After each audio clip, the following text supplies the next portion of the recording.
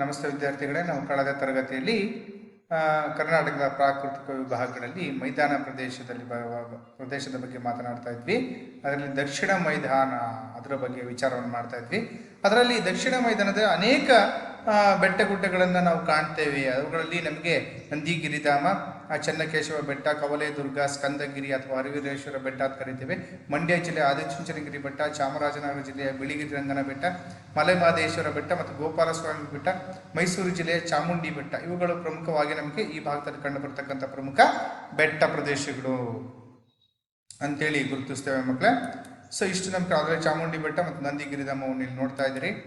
So ಆಮೇಲೆ ಈ ಪ್ರದೇಶವು ಮಳೆ ನೆರಳಿನ ಪ್ರದೇಶದ ಭಾಗವಾಗಿದೆ. ಮಳೆ ನೆರಳಿನ ಪ್ರದೇಶ ಅಂತಂದ್ರೆ ಸೊ ಇಲ್ಲಿಗೆ ಒಂದು ಪಶ್ಚಿಮ ಘಟ್ಟಗಳ ಎತ್ತರವಾಗಿರೋದ್ರಿಂದ ಅದರ ಹಿಂದಿನ ಭಾಗ ಮೈದಾನ ಪ್ರದೇಶ. ಪಶ್ಚಿಮ ಘಟ್ಟಗಳ ಹಿಂದಿನ ಪ್ರದೇಶ ಮೈದಾನ ಆಗಿರೋದ್ರಿಂದ ಪಶ್ಚಿಮ ಘಟ್ಟಗಳ ಈ ಭಾಗ ಮಳೆ ನೆನೀತಾ ಹೋಗುತ್ತೆ, ಅದ್ರ ಹಿಂದಿನ ಭಾಗ ಇದಾಗಿದೆ. ಹಂಗಾಗಿ ಮಳೆ ನೆರಳಿನ ಪ್ರದೇಶ ಅಂದ್ರೆ ಕಡಿಮೆ ಮಳೆ, ಸ್ವಲ್ಪ ಮಟ್ಟಿಗೆ ಕಡಿಮೆ ಮಳೆ ಬೀಳುತ್ತೆ. ಸೊ ಅದರ ಹಿಂದಿನ ಭಾಗ ಈ ಮೈದಾನಗಳು ಇರೋದ್ರಿಂದ ಸೊ ಈ ಭಾಗ, ಅದರಲ್ಲೂ ಉತ್ತರ ಭಾಗಕ್ಕಿಂತ ಈ ಭಾಗ ಸ್ವಲ್ಪ ಮಟ್ಟಿಗೆ ಮಳೆ ಸ್ವಲ್ಪ ಮಟ್ಟಿಗೆ ಮೀಡಿಯಂ ಬರ್ತದೆ. ಹಾಗಾಗಿ ಇದನ್ನು ಮಳೆಯ ನೆರಳಿನ ಪ್ರದೇಶ ಅಂತೀವಿ. ನೋಡಿ, ಮಳೆ ಈ ಕಡೆಯಿಂದ ಬಂದರೆ ಸೊ ಅದರ ಹಿಂದಿನ ಭಾಗ ಸ್ವಲ್ಪ ಮಟ್ಟಿಗೆ ನೆನೆಯುವಂಥದ್ದು ಕಮ್ಮಿ, ಹಾಗಾಗಿ ಇದನ್ನು ಮಳೆ ನೆರಳಿನ ಪ್ರದೇಶ ಅಂತೀವಿ. ಸೊ ಈ ಭಾಗದಲ್ಲಿ ಅನೇಕ ಬೆಳೆಗಳನ್ನು ನಾವು ಬೆಳಿತೀವಿ. ದಕ್ಷಿಣ ಮೈದಾನದಲ್ಲಿ ರಾಗಿ, ಭತ್ತ, ಕಬ್ಬು, ಶೇಂಗಾ, ಹಿಪ್ಪು, ನೇರಳೆ, ತರಕಾರಿಗಳು, ಹಣ್ಣು, ಹೂಗಳು ಈ ಭಾಗದಲ್ಲಿ ಯಥೇಚ್ಛವಾಗಿ ಬೆಳೆಗಳನ್ನು ನಾವು ಬೆಳಿತೇವೆ ಮಕ್ಕಳೇ. ಓಕೆ, ಈ ಬೆಳೆಗಳನ್ನು ಬೆಳಿತೇವೆ. ಸೊ ಆಮೇಲೆ ಈ ಒಂದು ಪ್ರದೇಶವು ಮಳೆನೀರಿನ ಒಂದು ಭಾಗವಾಗಿರೋದ್ರಿಂದ ಇಲ್ಲಿ ಆಮೇಲೆ ಇಲ್ಲಿ ಹಂಗಂತ ಮಳೆನೀರಿನ ಪ್ರದೇಶ ಅಂತಂದರೆ ಏನು ತುಂಬಾ ಮಳೆ ಕಡಿಮೆ ಅಂತಲ್ಲ, ಕಡಿಮೆ ಬರುತ್ತೆ ಮಳೆ. ಓಕೆ, ಸ್ವಲ್ಪ ಮೀಡಿಯಂ ಬರುತ್ತೆ. ಸೊ ಆಮೇಲೆ ಈ ಭಾಗದಲ್ಲಿ ಹಲವಾರು ನದಿಗಳು ಕೂಡ ಹರಿಯುತ್ತದೆ. ಕಾವೇರಿ, ಪಾಲಾರ್, ಪೆನ್ನಾರ್ ಮತ್ತು ಇಲ್ಲಿ ಹರಿಯತಕ್ಕಂಥ ಪ್ರಮುಖ ನದಿಗಳು. ಅದು ಕಾವೇರಿ ನದಿ ಇಲ್ಲಿ ಹರಿಯತಕ್ಕಂಥದ್ದು ಮಕ್ಕಳೇ ನೋಡಬೇಕು. ಆಮೇಲೆ ಈ ಭಾಗದಲ್ಲಿ ಈ ತರಕಾರಿಗಳನ್ನು ನಾವು ಬೆಳೀತಿರ್ತಕ್ಕಂಥದ್ದನ್ನು ಗಮನಿಸ್ಬೋದು, ಇವನ್ನ ನೋಡ್ಬೋದಾಗ್ತದೆ. ಸೊ ಆಮೇಲೆ ನಂತರ ನೋಡಿ, ಈ ಭಾಗದಲ್ಲಿ ಬರ್ತಕ್ಕಂಥ ಪ್ರಮುಖ ಜಿಲ್ಲೆಗಳು ಯಾವಪ್ಪ ಅಂದರೆ ದಾವಣಗೆರೆ, ಚಿತ್ರದುರ್ಗ, ತುಮಕೂರು, ಕೋಲಾರ ಮತ್ತು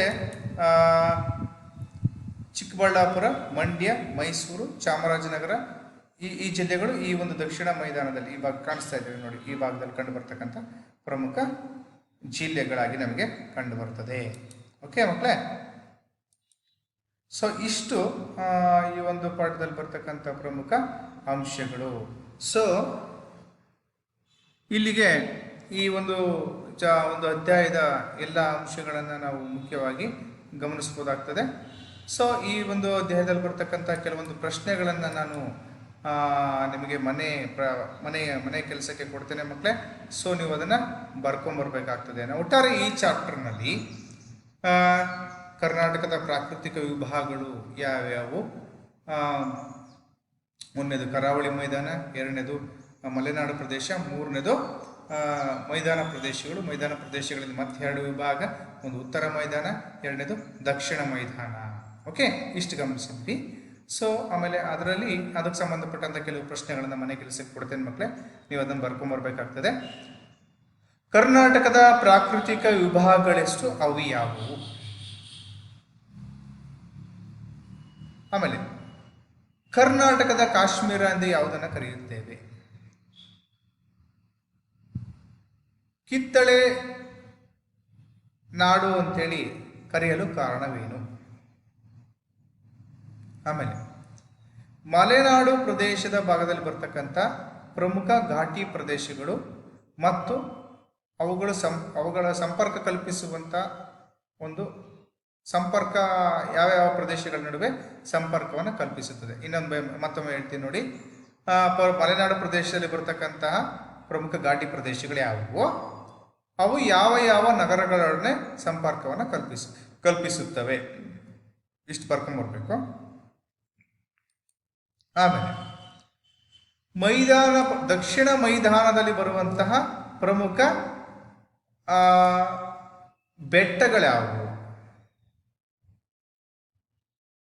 ಮೈದಾನ ಪ್ರದೇಶದಲ್ಲಿ ಬರ್ತಕ್ಕಂತಹ ಪ್ರಮುಖ, ಅದರಲ್ಲೂ ದಕ್ಷಿಣ ಮೈದಾನ ನಾನು ಕೇಳ್ತಿರೋದು, ದಕ್ಷಿಣ ಮೈದಾನದಲ್ಲಿ ಬರ್ತಕ್ಕಂಥ ಪ್ರಮುಖ ಬೆಟ್ಟಗಳು ಯಾವುವು?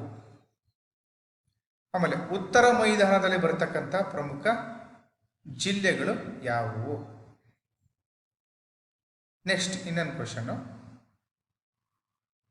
ಕರಾವಳಿ ತೀರದ ಉದ್ದ ಅಗಲಗಳನ್ನು ತಿಳಿಸಿ.